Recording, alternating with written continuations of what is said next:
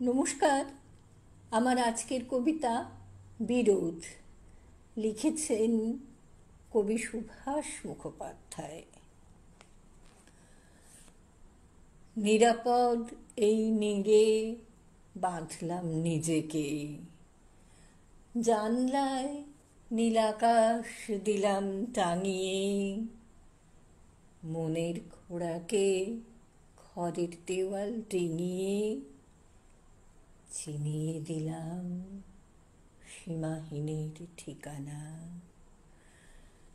সুবাসিত তেল কেশারণ্যের গভীরে স্নান চলে বেশ নিরীহ টবের জলেতে। শুকনো ডাঙায় নির্ভয়ে দিই মনকে, অতলান্তিক সাগরে সাঁতার কাটতে। সাদা ডিশটায় আদু হরিণের মাংস, মনের হরিণ শোনা হলো কার নয়নে। নরম চটির গুহায় গোপন পাদুটি নিয়েছে কখন যাযাবরদের সঙ্গ। পুরু বিছানায় ডেকেছি ফ্যানের হাওয়াকে, নীল আলোটায় নীলিমার নীল স্বপ্ন। হৃদয়ে উধাও বসেছি ঝড়ের ছাপটা, কালো কুয়াশায় দিকবধূ কুল হারালো।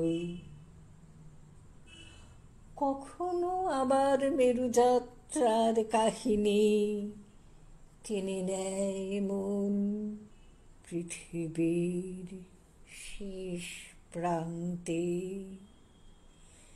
এখুনি বিরল বলয়ের ক্ষীণ শব্দে